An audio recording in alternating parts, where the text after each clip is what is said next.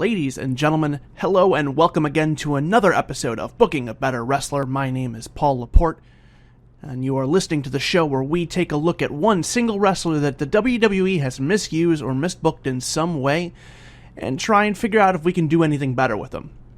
Previous episodes we've gone over Adam Rose and Curtis Axel, and today we're going to be, we're going to be looking, oh boy, okay, I can do this. Okay, today's episode, we're going to be looking at Ava Marie.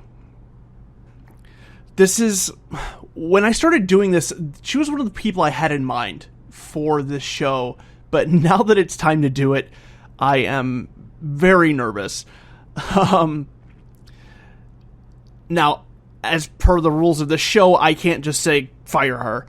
Which honestly, if we're being 100% sincere, she probably should have been let go some time ago at this point, but we can't do that here. We have to figure out a way to take Ava Marie and make her better. Make her into something, some sort of entertaining character, and I think I can do it. I really think I can do this. Alright, here we go. First of all, before I get things started, I need to preface all of this with the fact that if any of this is going to work, Ava Marie is going to need to work her ass off in the Performance Center. I mean, she is going to need to be there day and night. No one expects her to turn into Minami Toyota, but she's got to be able to wrestle a decent match and cut a decent promo for any of this to work. So it's going to require a ton of commitment on her part, and if she's not willing to do that commitment, then that's the point where you cut bait and let her go. But let's go ahead and go under the assumption that she is willing to do this, that she actually wants to get better at her job, that she gets paid a lot of money to do, and that she wants to become a better character and somebody that fans actually want to see, and not boo because they don't want her on television, but boo because that's appropriate for her character. Alright, here we go. So we're going to start things off with Ava Marie taking on a debuting WWE women's wrestler in Athena. Athena was signed some time ago by WWE. She's made appearances at NXT tapings, but never actually made TV. She's going to wrestle her first match against Ava Marie, and she's going to kick her ass. She is going to beat Ava Marie very handily. No offense by Ava Marie whatsoever. Athena is just going to run the table with her. Afterwards, instead of just cutting to another segment or going to the back, after Athena's gone, we're going to have Ava Marie cut a promo in the ring, basically just commenting to the fans about how they all hate her and just kind of taunting them in that way. And she says that she swears that she is going to do the one thing that they will hate the most. She is going to make them respect her. And then she leaves.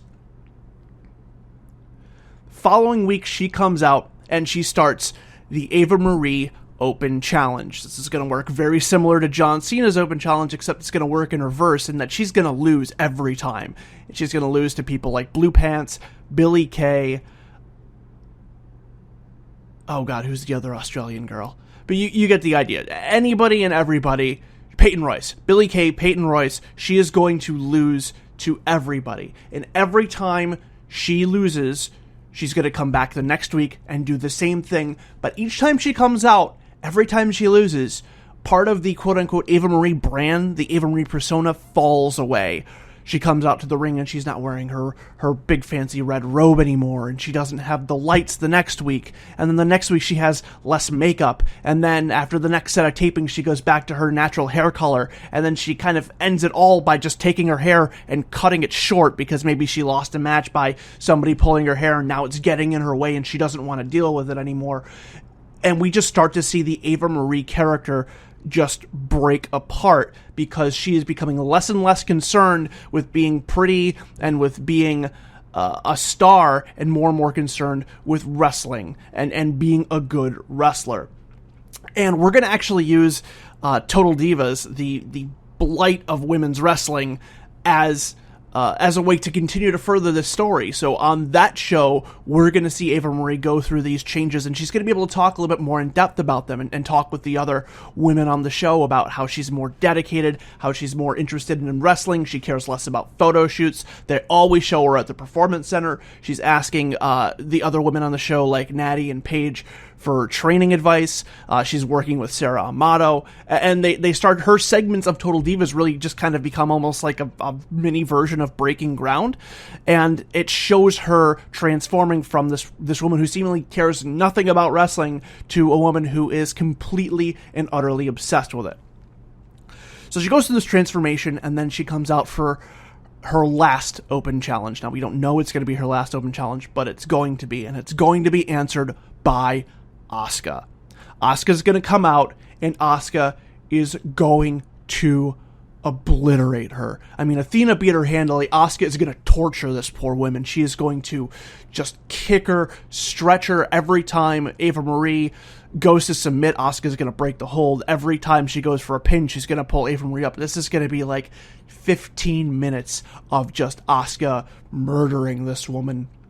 And then she finally puts her out of her misery, starts to go to the back, and then you hear through the PA system, Ava Marie's on the mic, and she is begging Asuka to come back for more. Is that all you've got, Asuka? Is that all you can do to me? I'm not dead yet. I want more. Come back here. Asuka happily obliges. She comes back, beats on her some more. She starts to walk away. Ava grabs the mic again. No, we're not done. Get back here. Get back here right now. And it has this moment that's very similar to Tommy Dreamer and the Sandman, where the Sandman, prior to this, Tommy Dreamer was known as kind of a pretty boy, had this weird kind of gimmick that was not getting over with the ECW crowd at all, until Sandman won a match where he got to cane Tommy Dreamer, I think it was 10 times or something like that. Maybe it was 5. And every time he did it, Tommy Dreamer would just egg him on and beg for more, and then it got the crowd to kind of respect him as this tough guy who was willing to take an ass-kicking despite being very clearly outmatched. We're going to do a similar thing with Ava Marie. Crowd probably isn't going to appreciate it quite as much, at least not yet, but that's where we're going to go with this. Ava Marie is going to just egg Asuka on into just obliterating her, into the point where she has to be helped out. Not stretchered out, that's a bit much, but she has to be walked out. Maybe they bring a stretcher out and they try and get her to, but she refuses medical attention and walks to the back, maybe with the assistance of 1 or 2 people. Alright, after this we go a round of tapings and we see nothing of Ava Marie. She has vanished. She is healing her wounds from what happened with Asuka. And then she comes back. When she comes back without the red hair. It's all gone. Her natural hair color's back. And she is wearing plain, flat, black gear, very similar to what you'll see young boys wearing in New Japan. When she's asked about this, she comments that she is starting from the ground up. She is starting from the most basic level, and she is going to work her way to the top, and she is going to become the best wrestler in NXT someday. So begins the part of Ava Marie's redemption journey. She goes on having matches with women. Sometimes she wins, sometimes she loses, but she's always at least competitive, and it's always at least fairly close when she has them. She's not going against the top tier, but she's going against the lower tier and the mid tier, and she's having competitive matches week in and week out. This goes on for 3 months. I know it's a long build for NXT, and they usually wrap their stuff up in 3 months, and this storyline will have been going on for some time, but I think it's important that we have this going on, and every time she has a match, she goes out, she wrestles, she goes to the back. She's not interested in doing anything else. She just wants to fight. Finally, she manages to rack up enough of a winning streak that she gets a title shot. She earns this title shot, really earns it. Not like it was the last time where she got handed to it by the offices, but she really earns this title shot. And she is going to be taking on the new NXT Women's Champion, Asuka. This match is going to be at the whatever the most recent TakeOver special is. And there's going to be a big build-up, and obviously they're going to comment on how badly Asuka beat her last time, and Asuka is more than willing to put that beating on her again, and she will be very happy with making sure that Ava Marie knows exactly where she stands, and if she has to put Ava Marie out of wrestling forever, she'll be happy to do it. And you can convey this in whatever way. Maybe Asuka's still not good enough at promos at this point to get that across verbally, but she's very good with her body language. She'll be able to convey that message, and the announcers will be able to convey it for her if they want to go that route. So TakeOver comes, and the two have a very hard-fought match. It is grueling. It is very similar to Asuka and Emma at the London show, maybe even more so if Ava Marie can pull it off. If not, if she's still not that good at that point, oh God, I hope she is. But if she's not good enough to have a really competitive match, it's at least going to be Asuka just putting a lot of damage on her and Ava Marie doing her best to avoid it, and maybe getting a surprise roll-up here and there and very nearly getting the edge on Asuka, or hitting her with one or two big things that Asuka isn't expecting and almost takes her out of the fight. But nonetheless, Asuka prevails. After the match, Asuka looks at the ring. She doesn't give a look of respect, more of a look of disbelief, like, how did that just happen? And then walks to the back. Once she's done, Ava Marie stays in the ring and she gets on the microphone. Now, hopefully by this point, the fans have at least grown to respect her a bit more and aren't booing her out of the building at this point. And she grabs the microphone and cuts a heartfelt promo. She thanks the fans for forcing her to change and improve. She tells the fans from the bottom of her heart that she hates their guts. She remembers the things that they said, how awful they were to her, and she, with her newfound skill set and her newfound ability to wrestle, is going to shove their words back down their throats each and every time she gets a win over one of their beloved wrestlers. And when she finally does manage to get that NXT Women's title, she is going to shove it in everybody's face that she has this now and that they have to respect her. Because after all, Ava Marie is going to be the best as a heel. Plucky babyface just isn't going to work. And I think if she takes the long road and gets fans to actually like her, and then takes their adulation and pisses on it and just says, screw you, you weren't here for me when I was trying to do this, so I don't want you now that I've made it.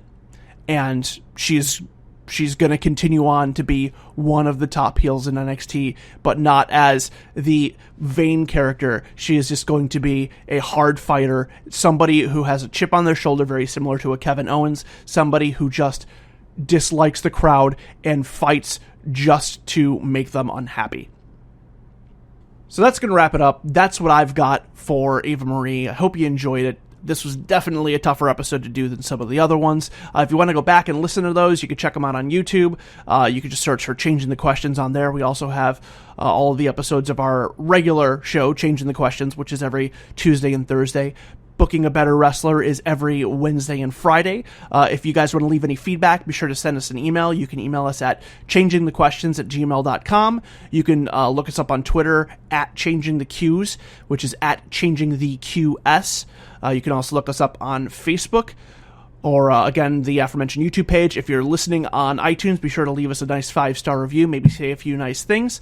And that's going to wrap it up. Hope you enjoyed this episode. We'll see you again soon. Bye-bye.